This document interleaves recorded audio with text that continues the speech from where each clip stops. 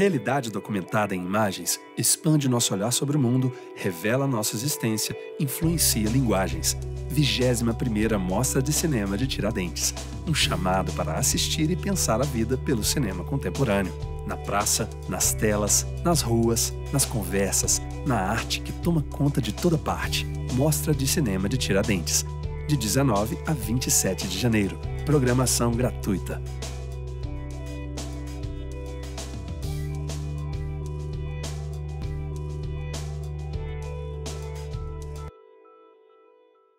O tema do debate desta sessão de abertura será Chamado Realista, um encontro com os curadores da 21ª Mostra de Cinema de Tiradentes para a apresentação da temática desta edição. Nós vamos ter o prazer de convidar para participarem da mesa o mediador Francis Wagner dos Reis. Por favor, Francis.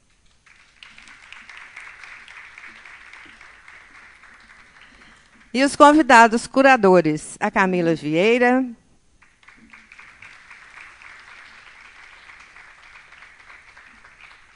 a Lila Foster, Kleber Eduardo,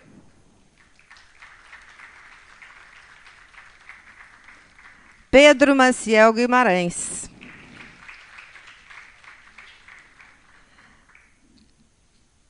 Com a mesa composta, nós vamos ouvir o mediador do debate, Francis Wagner dos Reis, para a abertura destes trabalhos. Bom dia.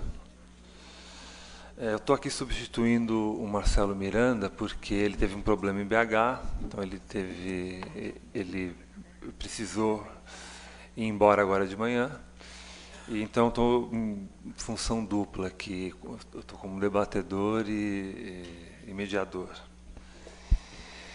Então é o seguinte, a gente não conversou qual seria a ordem, mas eu, de maneira tirânica, vou eleger quem eu achar mais conveniente.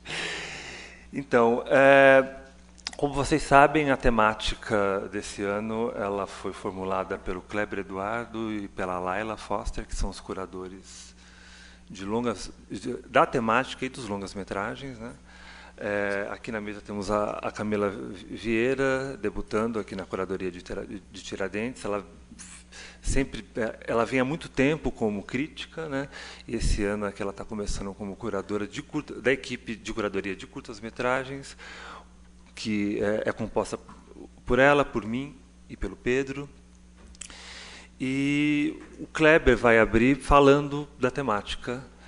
Na sequência, a Laila faz os acréscimos, porque eles podem dizer quem que teve a ideia primeiro. Enfim, eu vou começar pelo Kleber, porque me parece que foi ele que, de largada, veio com esse conceito. A Laila acabou sendo integrada depois à curadoria dos longas, mas os dois acabaram formulando, fizeram absolutamente tudo, né? Desculpa, gente, porque originalmente ela era de curtas e ela acabou sendo integrada esse ano, desculpa, mas ela acabou sendo integrada esse ano aos longas. Mas, enfim, alguém quer começar? O Kleber ou a Laila? Porque a gente vai fazer jogral. Jogral? Tá? Enfim. Então, eu vou abrir para a Laila começar. Não, eu vou começar, já que temos mulheres na equipe agora, uma nota pessoal, que estou muito feliz por estar aqui, estou muito feliz por trabalhar com vocês, né, com essa equipe de curadoria. É importante falar isso porque a temática desse ano surge muito da intensidade do que foi Tiradentes no ano passado.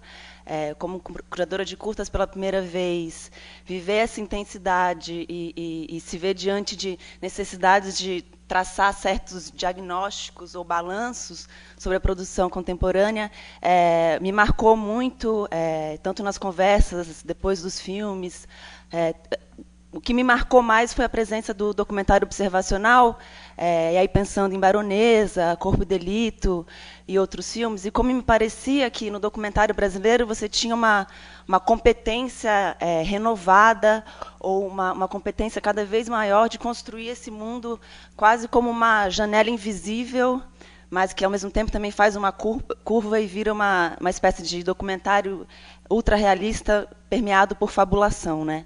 Então, você tem, de um lado, um naturalismo, um realismo, mas também uma fabulação. Então, a primeira marca, eu acho, desse pensamento sobre o chamado realista é pensar nas várias vertentes que esse realismo talvez assuma no contexto contemporâneo. Pensar em realismo no cinema brasileiro não é absolutamente nenhuma novidade. Eu acho que o realismo e o naturalismo marcam a nossa trajetória cinematográfica. Mas, então, a ideia era mais pensar quais são as estratégias, pensando em casos bem específicos de filmes, né? Quais são essas estratégias de contato com o real, de proximidade com a vida, e principalmente pensar os procedimentos, né? Então, Kleber, quer... Bom dia. Eu vou só fazer um micro preâmbulo de como eu particularmente me relaciono com essa temática do chamado realista, a partir, digamos, de um olhar anterior ao desse ano. Eu acho que quem tem acompanhado nos últimos 10 anos a Mostra de Tiradentes talvez tenha percebido uma mudança de inflexão nos filmes de maior destaque, ou pelo menos nos filmes premiados, que eu chamaria assim de um primeiro momento, sobretudo na Mostra Aurora, mostra competitiva de novos realizadores, de um primeiro momento que eu chamaria assim de variações em torno de uma espécie de neoformalismo, que estariam ali representados pelos filmes de maior destaque das primeiras edições da Mostra Aurora, Meu Nome é Dindi, A Fuga da Mulher Gorila, A Estrada para Ítaca. E a partir de 2012, se eu não me engano, quando A Cidade é uma Só, do Adilei Queiroz, ganha a mostra, a gente passa a ter algumas inflexões de filmes, eu não vou chamar mais realistas, mas que têm uma relação muito mais direta com a matéria da vida, e não necessariamente dos imaginários ficcionais. Isso vem com A Cidade é uma Só, isso passa pelo filme da Maria Clara Escobar, me foge o título agora, Os Dias com Ele. Isso passa pelo Vizinhança do Tigre, né? Pelo filme do Alain Ribeiro, que ganhou aqui, um filme com uma câmera, um cineasta e um pintor, com a sua câmera também. De alguma forma, isso está presente de uma maneira um pouco mais hibridizada nos Jovens Infelizes, e volta com tudo no Baronesa, para pegar os filmes que se destacaram, que ganharam. Então há essa inflexão, e eu estou dizendo isso porque eu não queria que essa ideia do chamado realista ela tivesse jogando luzes apenas sobre este ano, porque isso diz respeito a um arco histórico maior, claro, um arco histórico que pertence à história do cinema brasileiro, mas que nós estamos enfatizando nessa história recente do cinema brasileiro, sobretudo aqui em Tiradentes. Por outro lado, para eu ser breve, quando a gente pensa, quando eu e a Laila, a gente estava pensando nesses filmes que chamamos aqui de chamado realista, e não usamos a palavra realismo, porque o ismo do realismo traz muitos problemas conceituais e históricos para a gente ter que lidar, que os filmes, inclusive, fogem, escapam a essas categorias de ismos. Então, quando a gente coloca o chamado realista, nós estamos pensando numa variedade muito grande de filmes recentes, inscritos, selecionados e não selecionados para essa mostra, que de maneiras muito diversas, muito particulares e com objetivos muito distintos, têm essa abertura para o real, para a vida. Isso está fortemente nos documentários observacionais, com seus recuos, né, de intervenção no material fílmico, com suas posturas descritivas, né, de situações, de cotidianos, de personagens, mas isso também está presente nos filmes em primeira pessoa, em que há uma intervenção muito maior de quem faz em relação à matéria, inclusive autobiográfica, né? Isso está presente em filmes de gênero, a gente vai ver um hoje, Era Uma Vez Brasília, que é um filme do Ardilei Queiroz, que tem uma premissa de ficção científica, viagem espacial, mas que tem o áudio do impeachment, a maior parte do filme, como uma espécie de comentário sobre o mundo em que esse viajante espacial acabou caindo, que é o nosso, hoje, recentemente, né? Isso está presente em filmes que trabalham só com arquivos, por exemplo, e a gente tem aqui também filmes que só têm os arquivos. Há ficções mais tradicionalmente naturalistas, como mais próximas do que a gente chamaria aí sim de realismo, né? Então não estamos chamando de realismo, porque acho que existem procedimentos muito diversos, inclusive que contrairia o conceito de realismo. E numa conversa com um jornalista, ele me perguntou, isso surgiu nessa conversa, ele me perguntou se então estaríamos lidando com uma espécie de pós-realismo. E eu respondi para ele que não, que seria uma espécie de panrealismo. Porque não é o pós, é a amplitude dessa ideia de um realismo para diversos procedimentos que, inclusive, poderiam, historicamente, estar em contradição com a noção de realismo, mas que está sendo incorporado hoje nos filmes. Eu não sei se isso é um longo ciclo, se é um ciclo que daqui a pouco muda para outra coisa, se vai depender do nosso processo histórico, não sei afirmar, digamos assim, o diagnóstico. O que eu e a Laila percebemos é que, de modos diversos, isso está bastante espalhado pela produção de longas. A gente não teve acesso aos curtas, a gente não chegou a ver como isso acontece nos curtas, mas isso está bem presente nos longas. E só para terminar, e aí a gente abre aqui um pouco a fala para os curadores, para a curadoria de curtas, o fato da gente ter observado essa tendência, essa inclinação, essa recorrência, não significa que nós nos orientamos única e exclusivamente na seleção dos filmes por este viés. Há filmes na mostra que contrariam, digamos, a nossa proposta. E a gente em nenhum momento pensou isso como uma contradição interna da curadoria, né? Quer dizer, o conceito é sempre para se salientar algumas coisas, não necessariamente para ser um norte de processo seletivo da programação. Então a programação vai ter alguns filmes nos longas que não é exatamente o chamado realista como a gente está pensando, tá? Então eu abro aqui um pouco para as outras falas. Eu só vou complementar um pouquinho, porque a gente realmente, nessa escolha da temática, a gente fica entre dois momentos, né? A edição anterior e o que está por vir nessa programação que vocês vão ver agora. Então, esse ano, especificamente, a gente organizou uma pequena mostra, né, chamada Realista, e tentando arriscar alguns, não diagnósticos, mas talvez diretrizes dentro desse novo cenário multi-pan-realista. Eu queria falar um pouquinho sobre dois debates, né, que eu acho que são dois debates que apontam porque a gente chama de, talvez, tendências dentro desse universo. Eu acho que a primeira tendência, e aí pensando nos 5 filmes que compõem a Mostra Realista, né, são 5 filmes, 4 ficções. Dessas 4 ficções, que é Arábia, do Afonso Show e do João Dumans, Apartamento 420, do Delane Lima, Era Uma Vez Brasília, do Ardilei Queiroz, e o quarto, O Nós por Nós, do Ali Muritiba e do Jandir Santini. Acho que tem uma presença muito forte dessa ideia do ator como lastro da experiência e lastro da experiência realista.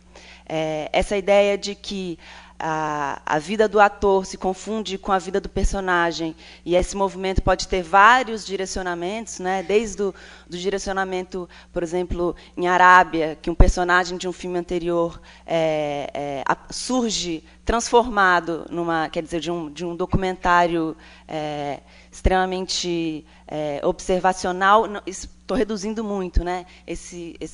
O Aristides, que eu esqueci o nome completo dele. Ele é inspiração, né? A vida dele é, uma certa forma, uma inspiração para a Arábia, né? Quer dizer, um filme que era pura exterioridade, que é o Vizinhança do Tigre, se torna uma viagem interior de um personagem que migra de um filme para o outro. Isso é um certo lastro de experiência. Se a gente pensar em Era Uma Vez Brasília, quer dizer, uma ficção científica que eu sinto que é muito aterrada pela presença dos corpos desses atores. Nós por Nós também, Jovens de Periferia, um filme também naturalista e realista, mas também muito aterrado pela presença daqueles corpos, a fala e os personagens. Então, pensando nessa dimensão, né, a gente organizou um debate, que aí fica o convite. Chamado Realista, o corpo e a fala realista nas interpretações, que a ideia é exatamente pensar esses procedimentos, quer dizer, esse lastro realista da interpretação do corpo dos atores, acho que não é nenhuma novidade, né? Quer dizer, se a gente for traçar a história do cinema brasileiro, se a gente pensar no projeto frustrado do Eduardo Coutinho, em Cabra Marcado para Morrer, que era esse movimento de falar do povo com o povo sendo personagem. Ou se a gente pensar, por exemplo, no Pichote do Babenco, quer dizer, o Babenco começa o Pichote com um plano geral de onde Pichote mora, para apontar esse sujeito existe, ele vive aqui, é dessa história que se trata. Então, esse gesto não é nenhuma novidade, mas talvez para pensar nos procedimentos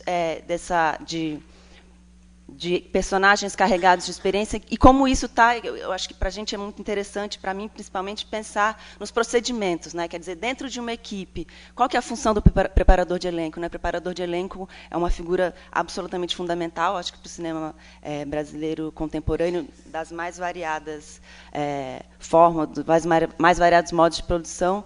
Então, pensar nesses procedimentos, dar a fala para os atores para discutir sobre isso. Então, nesse debate vai estar a Aline Bruni, né, que é a atriz de ontem, a gente viu o filme de ontem, a Patrícia Sarabi, que é atriz também, e o René Guerra, que é diretor e roteirista, que também está com o filme aqui. A segunda dimensão, que é o segundo debate, que vai participar exatamente essas, acho que são duas figuras muito importantes também nesse trajeto, né, que o Kleber estabeleceu. A gente vai ter o Adirley Queiroz, o Afonso Shoa, que eu acho que são cineastas que a gente pode quase traçar um caminho do realismo e naturalismo dentro da obra, quer dizer, o Afonso Shoa com 2 longas, mas o Adirley principalmente, né? Então, pensar como existe uma modulação do realismo dentro da própria obra do cineasta. E uma segunda dimensão que eu acho extremamente importante para a gente discutir o cinema e o cinema contemporâneo, eu acho que é essa inserção muito forte da imagem amadora, né? A gente tem um filme o único documentário que compõe a mostra chamada Realista é o filme da Júlia Murat e do Miguel Ramos, que é uma certa coletânea e organização dessas imagens da mídia. E aí isso, eu acho que dialoga muito com essa sensação de um panrealismo, como a gente está sempre diante de imagens cada vez mais realistas no nosso cotidiano e num ambiente que não é necessariamente um ambiente cinematográfico, né? Então, tudo isso, eu acho que compõe numa questão que também é muito cara ao realismo, que é pensar também o posicionamento do espectador diante disso, né? Quer dizer, o realismo é uma estética do impacto, né? Quer dizer, tanto de um estabelecimento de crenças quanto estabelecimento de convencimentos, né? Então, é claro que tem um diálogo com a vida muito importante, mas também acho que pressupõe um certo impacto e posicionamento do espectador. E eu acho que esses três, a Patrícia Machado, que está aqui, vai discutir com a gente essa questão do arquivo, que eu acho que é muito premente no contexto contemporâneo. É isso.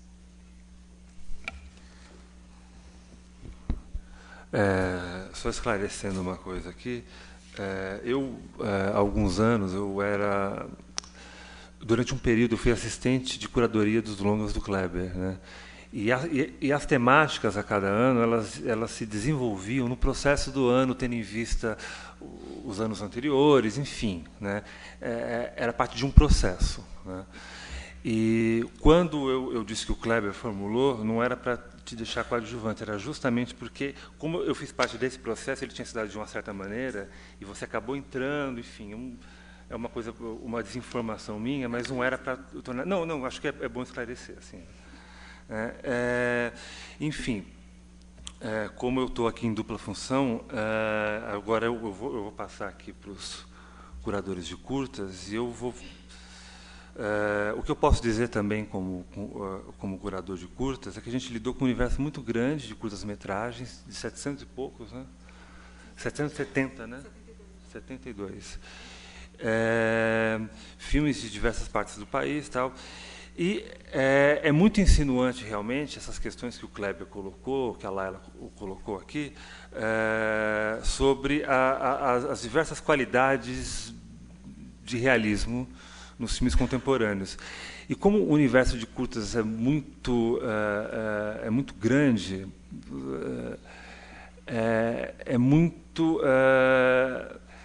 esses traços de procedimentos, de princípios conceituais que trabalham princípios realistas ou que usam de maneira absolutamente fabular a matéria da realidade, áudio, imagem de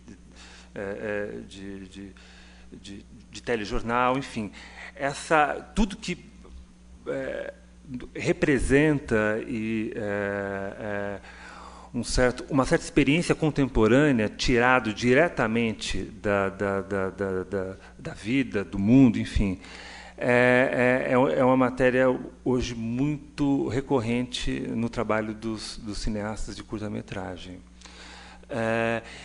E cada vez mais, assim, se a gente leva em consideração que Tiradentes, o que tinha aqui, né, em Tiradentes há 10 anos atrás, com o que nós temos hoje, teve uma mudança gradual e realmente em direção a abordagens, as variadas abordagens realistas ou que visam discutir elementos muito latentes na vida contemporânea da realidade. Então, eu lembro que eu vim aqui há 10 anos a primeira vez para cobrir pela Cinética, e eu lembro que era muito forte a presença de filmes formalistas, filmes que tentavam trabalhar elementos de estilo e códigos do cinema contemporâneo, né? Muitos filmes relacionados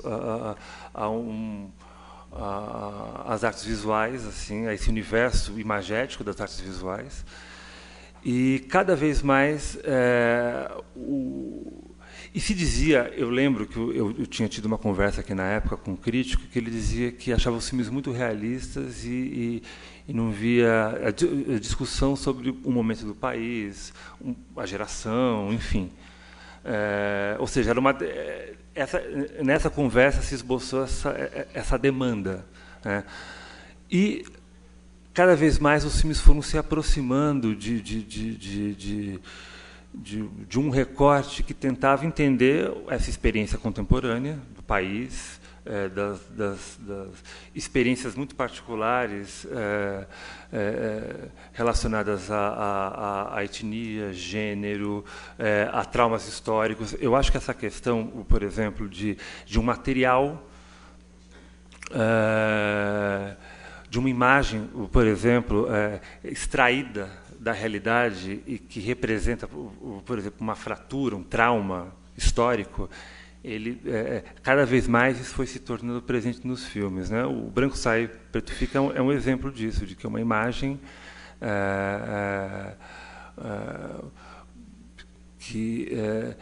uma imagem, na verdade, que era uma imagem de memória extraída de uma contingência, assombra o filme e o filme faz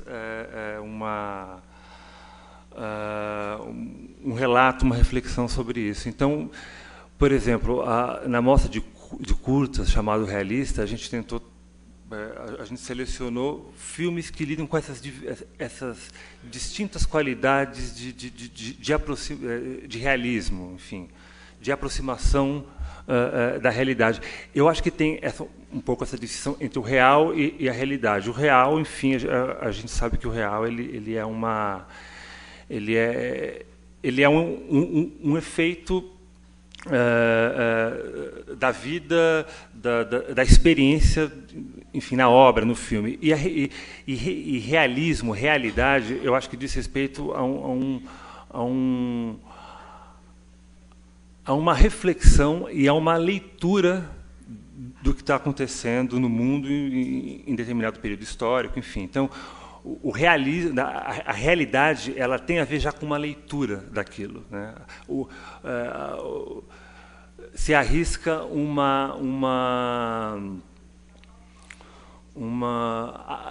dizer algo, definir algo sobre aquela experiência e organizá-la, né?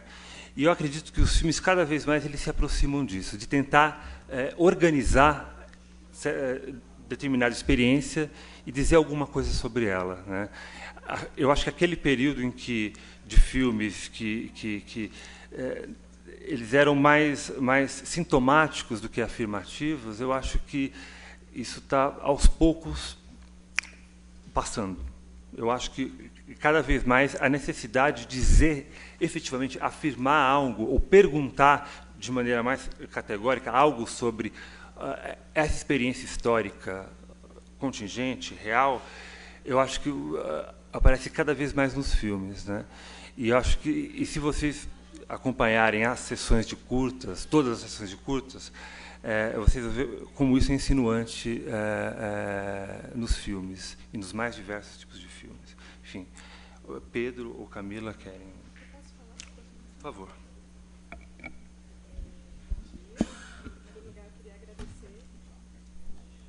Bom dia.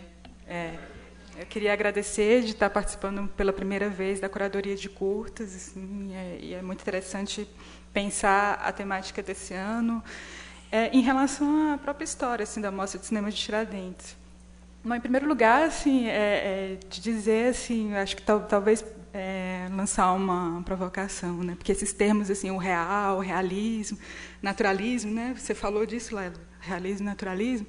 São termos assim que têm conjunturas históricas muito específicas e acabam sendo muito espinhosos se a gente for pensar no cinema contemporâneo, né? No cinema brasileiro que está sendo feito hoje, assim. E eu fiquei pensando nisso que você falou, Kleber, de conexão com o real, mas eu também penso, porque quando a gente fala, né, de conexão com o real, imediatamente a gente pensa que é um engajamento com esse real, né? E aí, pensando assim, a curadoria de curtas, a seleção de curtas que a gente fez para essa mostra, né, no chamado realista, pensando também que esses filmes eles provocam tensionamentos com esse real, não necessariamente engajamentos com esse real. Em que sentido? Eu vou dar 2 exemplos de curtas que a gente selecionou. O Borá, do Ângelo Defante, ele é um filme que ele parte de um certo dado concreto da realidade, que é a história desse município no interior de São Paulo, que é considerado o município que tem brasileiro com o menor número, né, de habitantes. Então, existe um dado concreto da realidade, e também teve um outro dado concreto da realidade, que é esse texto que o prefeito elaborou para o Facebook em 2012. Então, existia esse texto.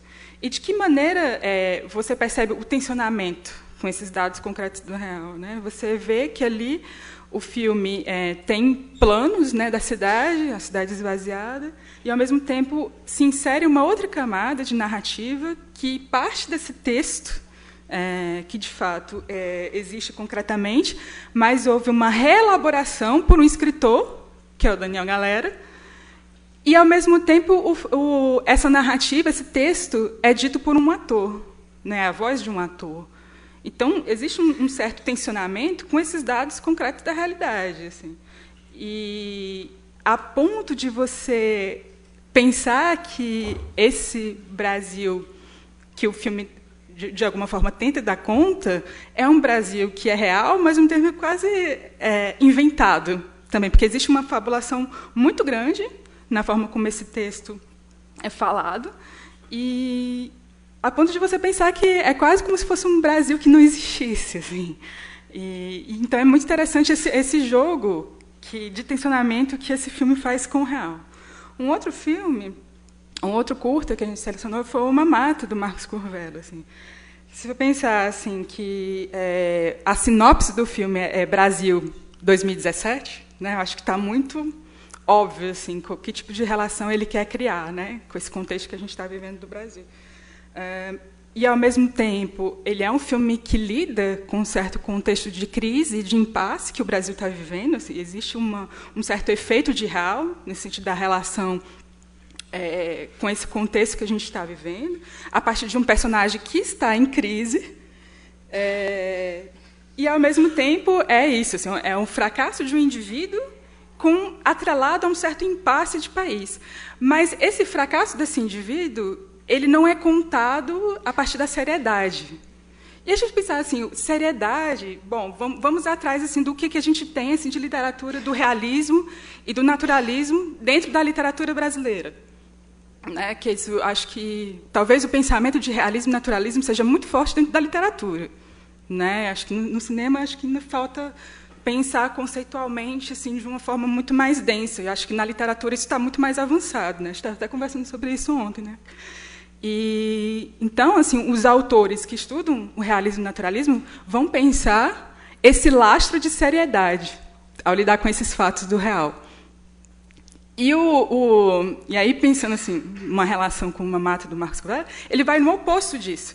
Ele vai para o tom da comédia, ele vai para o tom da ironia. E que me parece, e aí eu vou até lançar assim, pode parecer até polêmico, que me parece um gesto muito próximo. E, claro, com muitas diferenças, porque são projetos artísticos pensados em contextos diferentes, mas é um gesto muito próximo do que foi o Memórias Póstumas de Brás Cubas, do Machado, que é considerado como se fosse um marco do realismo na literatura brasileira, mas ele não se encaixava dentro do realismo, não se encaixava dentro do naturalismo, porque era isso, era um romance cômico.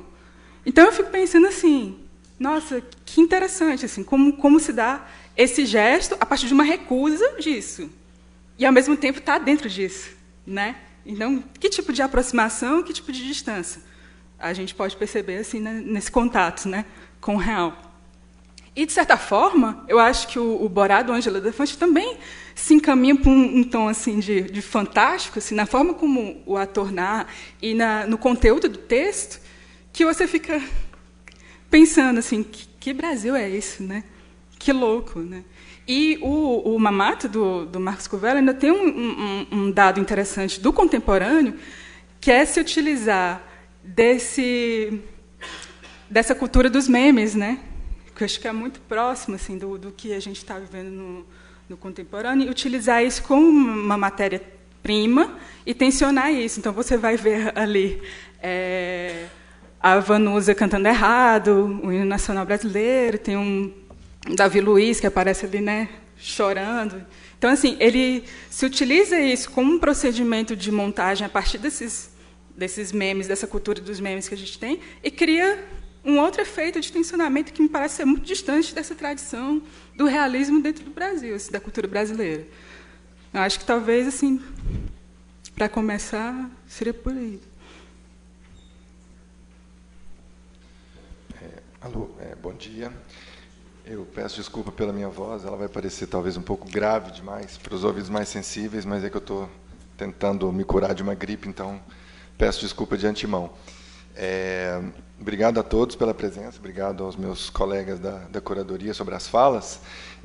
Assim como o Francis já falou, o nosso processo de trabalho de curtas, então, né, de curadoria de curtas, que a gente faz junto com a Camila e o Francis, um pouco independente, esse ano mais independente ainda, né, do que nos anos anteriores, com relação à curadoria dos longas, porque a gente teve uma separação clara entre pessoas, né, os dois ocupando da parte dos curtas, e nós três dos longas e nós três da parte dos curtas. Foi a primeira vez que se configurou dessa maneira, pelo menos desde que eu estou em Tiradentes há 7 anos, 8 anos. Mas é só para a gente tentar deixar marcado que a proposta encabeçada por eles também nos contaminou, no sentido de tentar pensar filmes, curtas-metragens, que tratassem dessa questão do realismo, do chamado realista, dentro da forma dos curtas, mas, de alguma maneira, a gente é um pouco mais desamarrado dessa imposição que talvez a temática central do festival coloque para os longas. O Kleber falou que isso, né, não é tão amarrado assim, mas nós, nos curtas, a gente se liberta muito mais disso. Isso não quer dizer que não existam filmes que tratem da mesma questão da temática principal do festival, diluídos nas grades que a gente compõe dos curtas-metragens, né? A gente tem essa grade chamado Realista, composta por 4 filmes, dos quais a Camila já falou de 2, eu vou falar de mais um, mas o tema central do apelo do realismo ou do lastro do corpo do ator dentro desses curtas, eles estão diluídos em outros filmes de outras mostras que não trazem no título essa ideia do realismo. E eu queria então falar só de 2 outros filmes, um que está na mostra do chamado realista e outro que não está, para a gente tentar ver como que isso que eles apontaram como uma questão dos longas está também presente nos curtas, sendo essa ideia do trabalhar com o acontecimento histórico que a gente acabou de viver no Brasil, né, nos últimos 3, 4 anos, principalmente nas questões políticas, que envolvem questões sociais e questões políticas, e essa ideia do trabalho do lastro do corpo do ator na construção de uma ficção. Então, no primeiro quesito, né, no primeiro hall de filmes, eu queria apontar um título chamado Universo Preto Paralelo, que é o filme que encerra a nossa mostra de curtas do chamado realista, e que talvez seja um dos filmes mais fulgurantes, né, que a gente tenha visto esse ano, justamente por tratar de uma maneira muito violenta, com violência, de um assunto que é sobre violência, e que passa, que conta um pouco, que passeia um pouco pelos áudios da Comissão da Verdade, né, dos encontros da Comissão da Verdade, os áudios de descrição de tortura, de descrição de repressão, né, das pessoas que viveram a ditadura militar dos anos 60, pontuados por imagens de violência culturais da história do Brasil, sejam eles de quadros, de fotos, de desenhos, imagens da escravidão, imagens de corpos despedaçados, imagens de corpos dilacerados. Então, esse filme, eu acho que ele conseguiu condensar de uma maneira brutal essa ideia de como que a gente vive um momento na história do Brasil. A gente já falou muito disso e nunca é demais repetir, como se a gente estivesse revivendo o que a gente viveu no passado, e que muitos tentam apagar e tentam, né, diminuir o impacto que isso teve, ou seja, a repressão da ditadura militar. E esse filme ele consegue mostrar para a gente que isso está na pauta do cotidiano, isso é pauta cotidiana. Então, esse filme do Rubens Passaro, não sei se fala assim o nome do diretor, não sei se ele está aí, é um diretor que eu não conhecia, mas ele nos caiu como uma bomba, né, na nossa cabeça, e independente do tema do festival ser o chamado realista, a gente achou que era um filme que deveria estar na programação de Tiradentes, com acesso, de preferência, mais amplo possível, porque é um filme que comunica muito diretamente, não só, a gente espera, com o público que vá na tenda, mas com o público que passe pela praça também, porque ele traz questões de uma atualidade muito brutal que a gente vive hoje em dia, que retoma com muita força hoje em dia, e que trabalha justamente nessa ideia de como que esse realismo pode moldar, no caso desse filme, um ensaio cinematográfico sobre a violência, ou sobre a atualidade de uma violência que a gente achava que era histórica e que, no fundo, está presente de uma maneira muito brutal ainda. E o segundo filme que eu quero destacar aqui, para fugir um pouco das grades que a gente organizou em torno do chamado realista, é um filme de um cineasta que trilhou o seu percurso dentro dessa relação íntima que o corpo do diretor estabelece com o corpo dos atores, no caso das atrizes, que construiu a sua identidade de cineasta dentro dessa relação que se estabelece entre essas duas subjetividades, que é o filme do René Guerra chamado Vaca Profana, que é um encerramento de uma trilogia onde o René filma e continua filmando travestis do centro de São Paulo em situações minimamente roteirizadas e fabulares a partir da experiência própria dessas mulheres.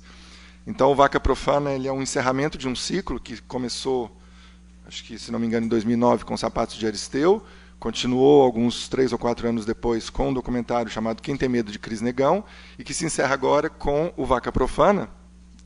E é justamente, na minha opinião, uma das obras que mais se estabelece nessa fricção entre como que o olhar do diretor pode modificar o seu objeto e como que o objeto modifica o olhar do realizador. Então, nessa questão, nessa ideia que a Laila colocou aqui do lastro, né, do corpo do ator, acho um termo bem interessante, bom de ser desenvolvido, porque a obra do René, enquanto cineasta, que está indo agora para o seu segundo longa, mas enfim, o seu primeiro longa, continuando esse trabalho com as travestis, ele se pauta nessa relação de fricção entre subjetividades, de um lado do diretor, que por muitas vezes surpreendido por essas mulheres, tem o olhar redirecionado por elas, tem as formas dos filmes redirecionadas pela imposição que esses corpos travestidos, das travestis, apresentam, né, diante da câmera, e como que essa singularidade do René enquanto cineasta foi determinada por esse encontro que aconteceu no passado e que se mostra ainda tão contemporâneo para a criação da obra dele. E tem um plano especificamente nesse filme, no Vaca Profana, que eu acho que cristaliza toda esse lastro, efetivamente, do que o corpo do ator pode trazer para o personagem, que é uma cena de nu frontal, não estou dando spoiler, mas enfim, tem essa cena no filme, do nu frontal desse corpo, dessa travesti, que é a Roberta Gretchen, que se mostra enquanto singularidade que mistura elementos masculinos e elementos femininos num corpo só.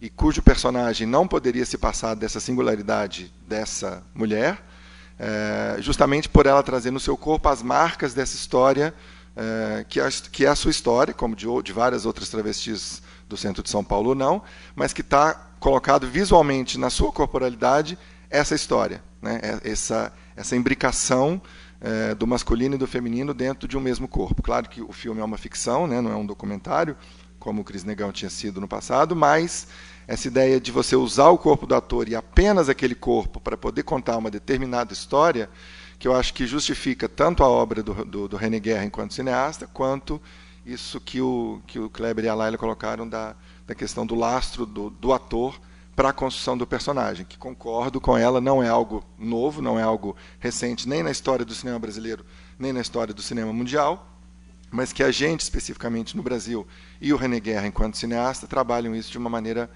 bem particular. É isso. Eu vou abrir agora para as intervenções e perguntas. E vamos fazer aquele de 3 ou não? Não, acho que a gente tem tempo.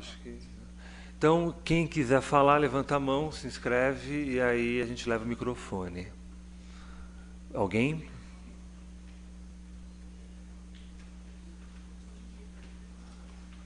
A Noemi ali em cima e o Denilson. A Noemi primeiro, depois... Pode ser o Denilson? Tá. Oi, para mim não ficou muito claro no discurso, principalmente da Camila, qual que é a diferença que vocês estão... O que é o real e o que é o realismo? Se vocês estão colocando como a mesma coisa ou se tem alguma diferença? Porque, para a psicanálise, são duas coisas completamente diferentes. Na verdade, eu abri minha fala dizendo que são termos assim que são distintos, né? Deixa eu pensar, real, realismo e naturalismo são termos distintos, existem distinções, mas que ao mesmo tempo é muito espinhoso se a gente pensar em qual conexão a gente está fazendo, porque no campo da literatura é uma certa abordagem, no campo da pintura é uma certa abordagem, no cinema é uma outra abordagem. Então, assim, é até difícil tentar estabelecer essas distinções aqui nesse tempo curto de explanação, assim, mas eu acho que o Francis conseguiu fazer uma distinção bem interessante.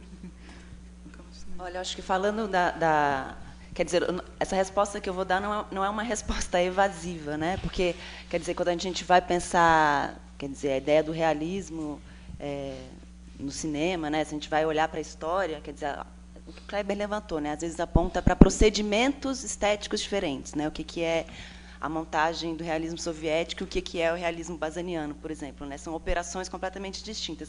Eu estou falando isso porque a gente um pouco tentou escapar dessa discussão, primeiro porque ela fecharia a discussão do agora, porque não interessava, porque, na verdade, talvez a gente teria que criar outro, quer dizer, com esses termos muito carregados, né? Porque a gente não quer fechar, a gente quer pensar também procedimentos, que eu acho que é essa questão que a Camila levantou também. Não tem uma certa estabilidade dentro dos procedimentos, estéticos mesmo, de como que...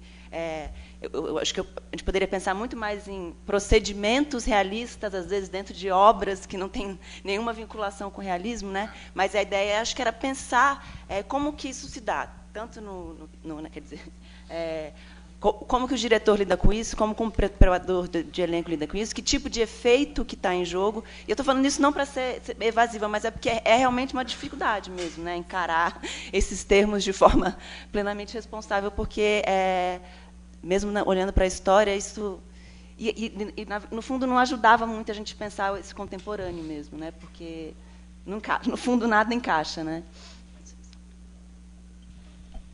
Só um comentário breve. Eu acho que esses termos todos eles são muito complicados. Assim, sendo sincero, eu tenho uma dificuldade em defini-los. Mas eu acredito que, por exemplo, o real, ele, como eu falei, eu acho que no cinema ele é sobretudo um efeito, né, que é extraído daquela experiência da filmagem frente a ao que está na frente da câmera, uma espécie de apropriação que o cinema e a câmera faz de algo que acontece e que não é absolutamente determinado pelo diretor, enfim, por todo o aparato artificioso do cinema. Então, ele é, sobretudo, no cinema um efeito. E o realismo é um tipo de articulação e creio que é um tipo de articulação e organização de um discurso cinematográfico, né? Eu acho que no cinema, pelo menos, a tradição ela vai por aí, né? E o chamado realista, eu acredito que, inclusive, é muito interessante esse conceito que vocês colocaram, porque, na verdade, ele está na história do cinema brasileiro. Assim, se a gente pega lá desde os anos 50, né, realmente existe um chamado realista. Assim, parte da tradição moderna do cinema brasileiro tinha essa demanda, né, realista e de encontro com a realidade. E a realidade eu coloco em caixa alta, no sentido de formular uma experiência brasileira, né? Uma realidade, né? Na verdade, não é realismo. Realidade seria formular uma experiência brasileira que tem a ver com que tenta entender um pouco o modo como o mundo funciona, né? Por exemplo, aquelas cartilhas do ISEB, por exemplo, quem são os inimigos do povo, né? Ela tem a realidade brasileira. Então, eu acho que o pensamento do cinema brasileiro não só, né, mas assim, eu acho que ele tá imerso um pouco nessa discussão intelectual sobre a realidade brasileira com caixa alta, realismo, de que maneira a gente se aproxima dessa realidade, formula ela no realismo, e os efeitos do real, enfim, eles estão no meio disso. Acho que o texto do Jean-Claude Bernardet sobre o Aruanda, ele fala muito desse efeito do real e a relação disso com aquela realidade, né?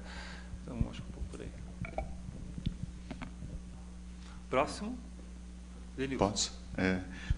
São duas questões assim meio que dialogam. Não sei se ajuda, porque acho que vocês são termos muito espinhosos, né? Acho que é consenso, né? Quer dizer, no fundo há muitos realismos, né? Quer dizer, enfim, né?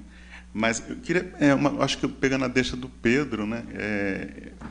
Vocês acham que essas questões de gênero, de raça, ou mesmo volta com questões de classe, né? Quer dizer, eles modificam uma tradição do realismo, pelo que vocês observam, né? Quer dizer, que eu fico pensando muito no filme que a gente vai ver ou rever, né, hoje, do Arábia, né, que para mim está dentro de uma tradição do certo realismo social, né? Você tem um indivíduo dentro de um contexto, né? Ou então essa ida é pelo corpo que interessa mais, né? Quer dizer, eu acho que quando você estava falando vaga profana, pelo que eu entendi, você estava argumentando nesse sentido, né?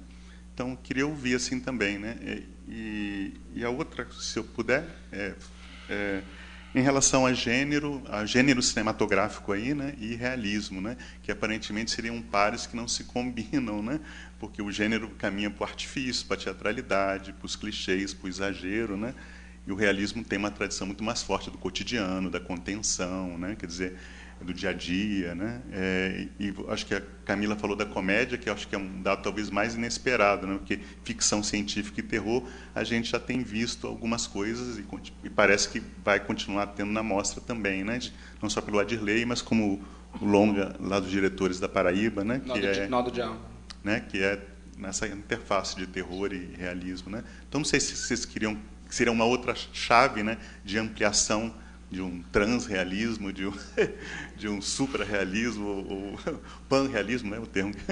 Enfim, mais para ouvir vocês, não sei se faz sentido. Eu já te passo. O que eu acho que, assim, pelo menos como eu e a Laila pensamos originalmente a temática, a gente tentou fugir do ismo, porque isso traria o conceito a priori em relação aos filmes. Porque eu acho que, assim, nessas diversas modalidades dessas propostas em fricção com a vida ou em ficção com a vida, eu acho muito difícil. A gente pode chamar a atenção para alguns procedimentos, para alguns filmes que nos interessam mais. Mas eu acho muito difícil a gente dizer que a contemporaneidade nesta relação está indo para cá.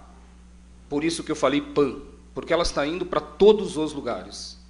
Então, eu acho muito difícil criar uma síntese assim. A safra desses últimos 2 anos está indo para o gênero, está indo para a questão racial, pensando os temas, ou está indo para o naturalismo do não ator, porque eu acho que está indo para todos esses lugares, abarcando inclusive o cinema de gênero, né?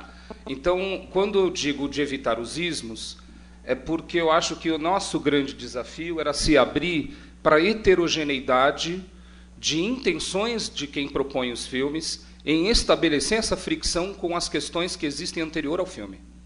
Agora, isso é que eu queria, na verdade, completar, para ficar claro, pelo menos da minha parte. Eu não acho que esse procedimento em si significa um dado positivo, um passaporte, uma legitimação. Todos os filmes que lidam de alguma forma com a matéria da vida vão para o céu das artes. Não é isso. Ou o que não está dentro de uma certa pauta formal ou temática que podemos aqui desdobrar em realismos, embora eu estou evitando o ismo, estão, digamos assim, à direita da arte, né? Como tradicionalmente foi tratado, os formalistas à direita, os realistas à esquerda. Eu acho que as coisas estão bem mais complexas, né? Eu acho que a gente pode ver filmes, por exemplo, que tenha esse lastro da vida, da matéria histórica, da matéria cotidiana, e serem filmes tremendamente reacionários. Então, eu acho que assim, é importante também não colocar uma espécie de passaporte, colete de proteção, porque o filme tem um contato mais direto ou menos direto com as questões da vida.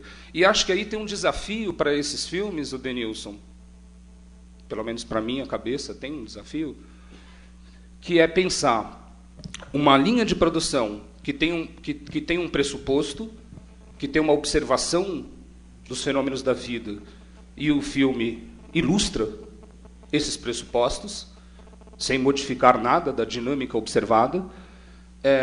Uma linha de filmes que se contamina por aquilo que filma, se contamina no sentido mais positivo, numa relação dialógica, né? Eu filmo, eu afirmo, mas eu também sou afetado por aquilo que eu filmo.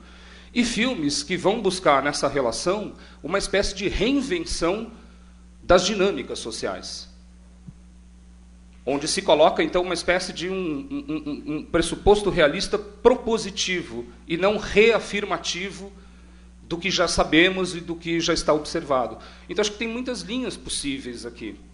E acho muito difícil a gente nominar precocemente essas linhas, sabe? Acho que a gente precisa de um tempo para ver como é que isso vai se organizar, para onde isso vai, se isso é um fluxo, se são suspiros, se isso vai demorar mais.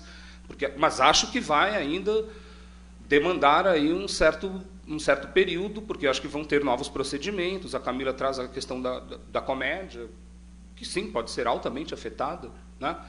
Mas eu só tenho esse cuidado assim, da gente não transformar os diversos e heterogêneos procedimentos de filmes em um conceito que tenta abarcar tudo. Por isso a ideia de chamado realista, e não de realismo.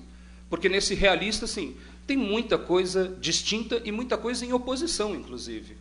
Na minha visão, pelo menos. Eu acho que a possibilidade da convivência dos antagonismos dentro de um mesmo filme, ela existe, né? Ela é dada por obras de diversos cineastas, e ela é muito saudável que ela exista justamente porque nada aparece puro, né? Nem na natureza, nem na cultura, tudo é resultado de uma grande imbricação.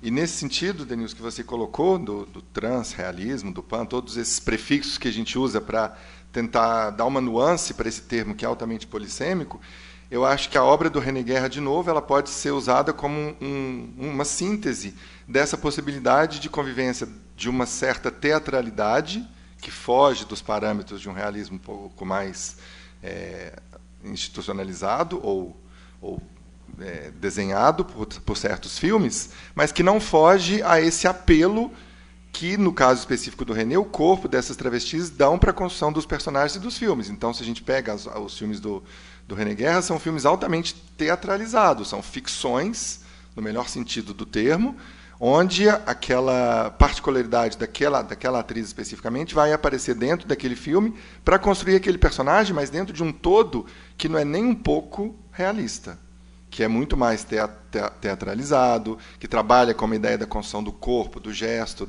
do ritual das travestis, do artifício, exatamente. Então, eu acho que essas imbricações que o Kleber acabou de dizer, elas existem, e as obras vão dando conta delas de acordo com o material específico que eles vão utilizar. Então, por isso que é sempre importante a gente, talvez não falar de realismo puro, mas de imbricações que esse realismo pode ter até com uma antinomia dele, que é o excesso da teatralidade travesti, no caso dos filmes do René Guerra, e que compõe ali um todo que eu não sei como descrever. Mas tem algo do chamado realista e tem algo do chamado teatralizado, né? Essa convivência aí. Mais alguém? Bom dia. Aqui. Oi. Eu me chamo Betânia, eu sou de Rondônia. É a primeira vez que eu estou aqui, do Sesc Rondônia. Não vai fugir muito do que foi dito, mas eu acho interessante, inclusive, o nome da mesa, ser o chamado ao realismo, que ele traz uma perspectiva de chamar a, e também traz a ideia de que aquilo é chamado de realismo e não necessariamente é. E me parece que isso é uma tendência do nosso século, da sociedade agora, né? Eu acho que departamentalizar ou discutir cada situação a partir de uma origem conceitual, ela pode ser até pedagógica, mas hoje a gente vive uma sociedade que está colocada essas questões das subjetividades, né? E aí eu acho interessante nessa perspectiva de chamar algo que pode ser ou não ser, ou também pode ser um chamado para que a gente se repense, enquanto sociedade, como que a gente faz a utilização da sétima arte ou das artes todas, né, para discutir esse processo que eu estou percebendo que é global, né? E, claro, eu acho que o nosso contexto sociopolítico também diz muito.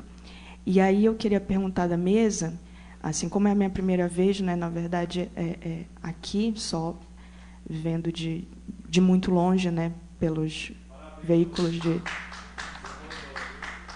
Eu quero agradecer ao Sesc, que eles que tornam possível a gente estar aqui, várias regionais, Rondônia, Roraima, que para a gente é muito difícil, né, estar aqui.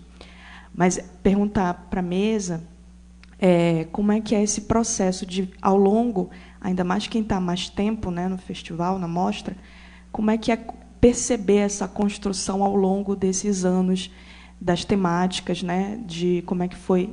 Na fala também disse que a importância do que foi posto no ano de 2017, que mudou um pouco também as características e como é vivenciar isso na prática da curadoria, né? Passar por esse processo.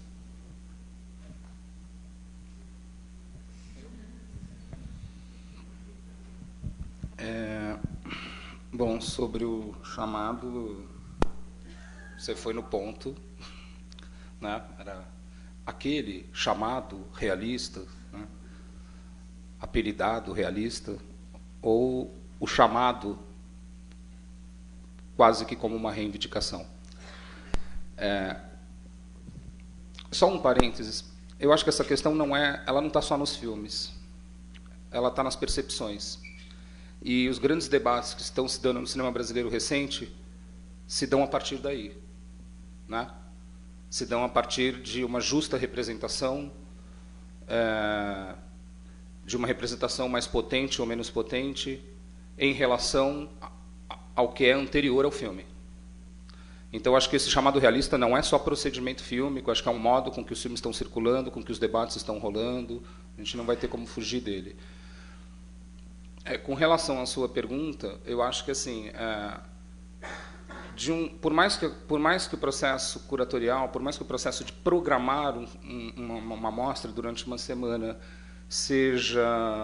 tenham escolhas, tenham princípios e pressupostos, eu acho que a mudança da programação ao longo dos anos, ela, acima de tudo, é uma mudança de tipos de filmes apresentados. Mudou o modo nesses últimos anos, assim, mudou os universos, mudaram os proponentes, mudaram os locais de proposição, né? Está muito mais distribuído pelo país.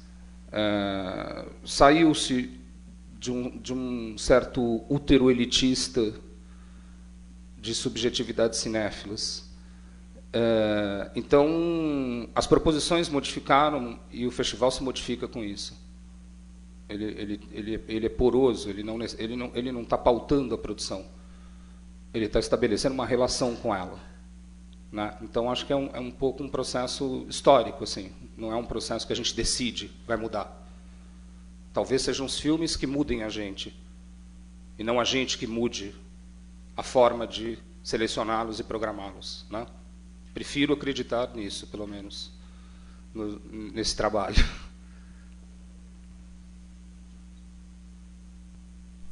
Eu queria só complementar dizendo que Tiradentes é um festival que passa para fora, né, do universo aqui do festival, como um festival que tem uma cara muito determinada, muito específica, pautada por cinema de autor brasileiro, independente, todos esses termos que, assim como os realismos, são também altamente polissêmicos e variados de acordo com o tempo, mas pelo menos eu sinto isso na parte da nossa curadoria dos curtas, que é uma tentativa constante de não ficar preso a nenhum selo, de não ficar preso a nenhum tipo de amarra que pode ter sido verdade algum dia numa determinada curadoria no passado, mas que o tempo fez isso se modificar. Então, a gente tenta contemplar um número de filmes, formas fílmicas mais variadas possíveis, mesmo porque a gente tem mostras que são direcionadas para públicos específicos e que fogem desse recorte de cinema autoral, independente, num certo viés documental, que Tiradentes já teve em alguma parte da sua história. Pelo menos nos curtas, isso eu acho que nunca foi verdade. Nunca foi uma verdade tão absoluta assim. Porque os filmes eles vão variar e vão dialogar com uma série de públicos muito distintos que estão aí pelo festival, que não são, talvez, pessoas que venham para os debates, mas é preciso que esses filmes dialoguem com essas pessoas que vão, eventualmente, só na praça, ou só assistir os filmes feitos na região de Tiradentes. Então, para os curtas-metragens, isso de que Tiradentes tem um rótulo ou tem uma amarra curatorial, eu acredito que isso não seja nem um pouco verdade.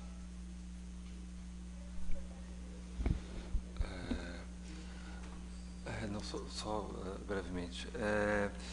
Eu acho que durante esses 10 anos que eu frequento a mostra, e alguns desses 10 anos que eu trabalho aqui, como curador de curtas-metragens com Pedro, no período com Kleber também, que ele participava com a Laila ano passado, e esse ano com a Camila. Tem uma coisa que, para mim, ela é muito insinuante, e eu acredito que a crítica, talvez, ela não tenha... ela não consegue contemplar, que é o curta... assim, não consegue contemplar, digamos assim, satisfatoriamente, que é o curta-metragem. Por quê? Porque são muitos filmes, né? É humano o cara não conseguir cobrir e falar sobre todos os filmes, mas são muitos filmes. E eu acredito que, se a gente quiser entender daqui a algum tempo a história do cinema brasileiro, né, nessa última década, tem que ir, sobretudo, para os curtas-metragens, porque a produção de curta-metragem nunca foi tão grande na história do cinema brasileiro, e eu acredito que existe uma diversidade imensa, assim, oceânica, dentro do curta-metragem brasileiro. São muitos tipos de filme, são muitos modos de produção, né? São muitas sensibilidades diferentes e são muitos filmes vindos de vários lugares do país. Porque se o longa ainda é um pouco difícil de fazer em lugares, por exemplo, como Pará, Rondônia, às vezes, ou muitas vezes, aparecem curtas-metragens desses lugares, Alagoas. Então, assim, para tentar fazer um mapa do que foi o cinema brasileiro, assim, do que teve em jogo no audiovisual, enfim, eu acho que é necessário recorrer aos curtas-metragens, e eu acho que é um trabalho a ser feito pelos pesquisadores, pelos críticos, que fazem, assim, as coberturas de festival, a gente vê que se escreve sobre curta-metragem. Mas um trabalho de prospecção profundo, eu acho que vai ter muito, tem muito a dizer sobre o que foi o cinema brasileiro nos últimos 10 anos. Então, é isso. Próxima pergunta. Daniel Schenker. Eu quero saber se vocês perceberam, sejam nos longas, sejam nos curtas, como tendência, algo que me parece que está bem presente na produção brasileira, né?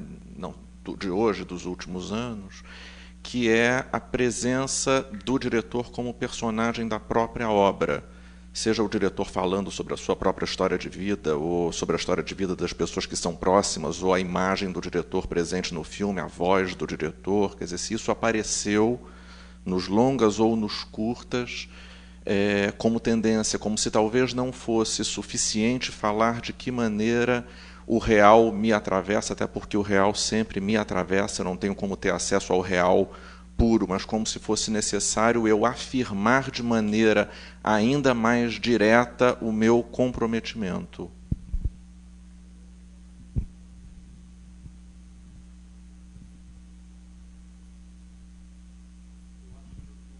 Acho que nos longas a gente não teve, de memória, não lembro de nenhum caso. Você tem, numa entrevista para Tiradentes, um jornalista perguntou, né, se existe essa presença, assim como na literatura tem a autoficção, se existe essa presença da autoficção no cinema. Eu acho que o único filme que talvez a gente talvez presinta essa presença, talvez seja o filme do Delany. Da Guiomar, né? Não, da Guiomar, sim, da Guiomar. Guiomar está aqui. Sim, a Guiomar, sim. E, na verdade, é interessante pensar o filme da Guiomar, que, na verdade, ela se insere dentro de uma... Não vou usar a palavra tradição, mas esse filme de busca, né, a mulher, a figura feminina, mas num tom diferente, eu acredito. Né? A gente vai discutir o filme que vai passar na praça. Mas... ainda um pouco nesse registro do filme de busca, talvez, quer dizer, quem aparece como agente desse percurso, né? Não sei se você está pensando talvez em autoficção, que talvez seria um caso mais interessante, mas eu não sinto essa presença, assim, não senti, pelo menos. Eu acho que, dentro desse recorte de longas da mostra chamada Realista e de curtas, assim, eu acho que talvez o do Delany traga um pouco mais esse aspecto, acho que traz muito da experiência de vida do próprio diretor, assim, dentro daquelas experiências de vida daqueles personagens, né? E o Mamato do Curvelo, né? Que ele se coloca em cena o tempo todo, criando um personagem de si, totalmente ficcionalizado, que é uma recorrência, inclusive, dos curtas anteriores dele, assim. É até interessante pensar assim, a trajetória dos curtas anteriores do Curvelo, como esse é um personagem que vai ser recorrente e sempre ele se colocando, né? Ele como diretor, e essa mediação com o real se dá a partir do gesto de direção também, né? Mas eu estava pensando assim, no que foi dito antes, assim, que a gente pensa assim, o gesto de curadoria, né? Porque pode parecer que pensar, né, chamado realista, essa temática, possa ver assim, é como se fosse assim um gesto da gente impondo sobre os filmes, e na verdade não é. Todos os filmes que foram escritos, né, eles de alguma forma eles trazem algo para a gente, né? A gente é tomado também por esses filmes, né? E de certa forma o pensamento de um recorte temático é muito instigado por esse embate com os filmes. Então, assim, responder o que seria exatamente um chamado realista seria ir na singularidade de cada filme, assim, porque é muito diferente um do outro. Então, acho que talvez a melhor forma de dar uma resposta para isso é assistindo os filmes e dialogando com eles, assim, frente a frente, entendendo quais são esses procedimentos singulares que entram nessa proposta que a gente... que na verdade, é uma aposta, né? Se isso vai se consolidar daqui aos próximos anos, a gente não sabe, né? Mas é uma aposta que a gente viu, assim, enquanto curadores, assim, desse conjunto de produção que está aí, que a gente recebeu, assim, isso não caiu do céu, né? Acho que é por aí. O que eu fico pensando, Daniel, é que, assim, pegando uma paralela do que você colocou, o que eu vejo é que há filmes, não é a figura de quem realiza que está lá, não é isso. Eu acho que há filmes que nessa relação com esses materiais se colocam mais, entende? A obra se posiciona diante daquilo que mostra, e há filmes que se posicionam menos e têm uma relação um pouco mais ou descritiva ou em lidar com o que está filmando sem se afetar no sentido de se engajar, de se posicionar contra ou a favor daquilo que filma. Há filmes que se colocam um pouco e deixam você, inclusive, eu conversando com alguém aqui, eu falei assim, bom, tem filmes que você está do lado do filme, você está do lado dos personagens, onde eles forem, nós estamos juntos. Há filmes que eu não sei em que lugar eu estou, em relação àquilo que eu vejo. E há filmes que me colocam num lugar distante do filme. Eu não estou dizendo que um é melhor que o outro. Eu estou dizendo que são proposições para quem vê que são distintas, né? E há filmes que se colocam mais. A gente vai ver filmes assim que o diretor, a diretora, está lá. Não está lá com o corpo, mas está lá. Sim. E há filmes, né, que parece que não tem direção. E eu não estou aqui fazendo uma crítica. Faz parte de um código, né? Quando a gente está falando de chamado realista, de realismo, de naturalismo, é tudo código, né, gente? Se vamos falar só da vida, não precisa do filme. A partir do momento que você enquadra, é código, é convenção. Você vai passar um efeito, não é a vida. A vida acabou, filmou, aconteceu lá, quem estava lá no set viu. Mas nós estamos vendo uma organização, então tudo é convenção. A questão é que essas convenções podem ser reapropriadas, reinventadas, misturadas, né? A gente não precisa ficar no código realista clássico para sempre, porque senão o trem não anda, né? Para usar uma expressão bem mineira. Gente, agora ao meio-dia tem o debate aqui com o Babu Santana e o Sérgio Ricardo, e a gente está... o nosso tempo se esgotou, mas tem duas perguntas ainda. A minha questão que eu passo para quem quer fazer a pergunta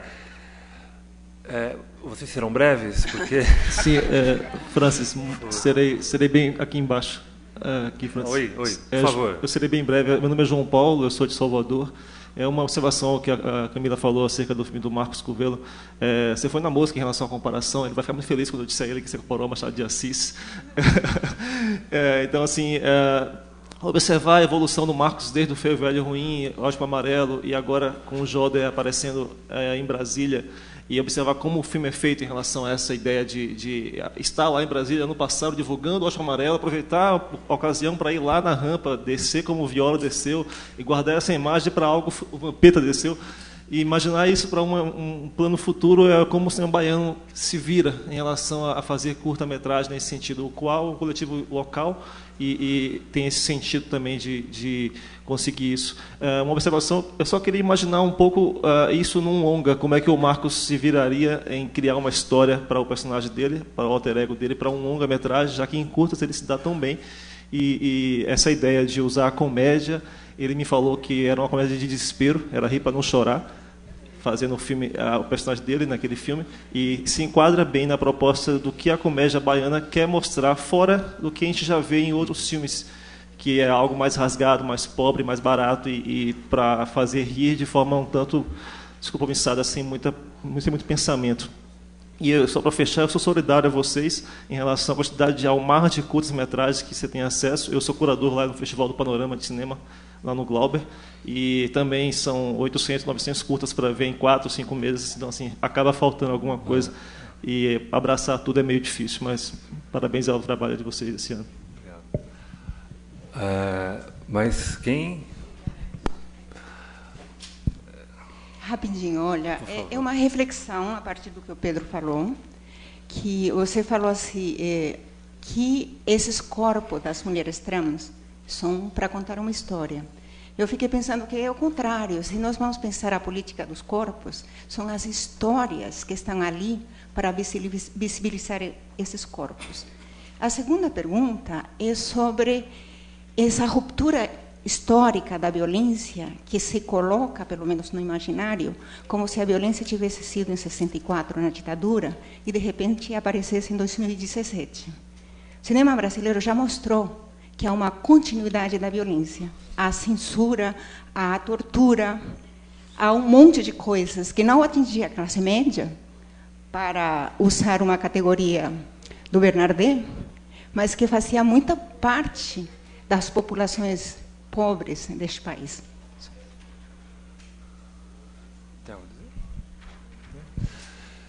Então é isso, gente. Agradeço a presença de vocês. Agora, meio-dia, mais um debate. É isso. Obrigado.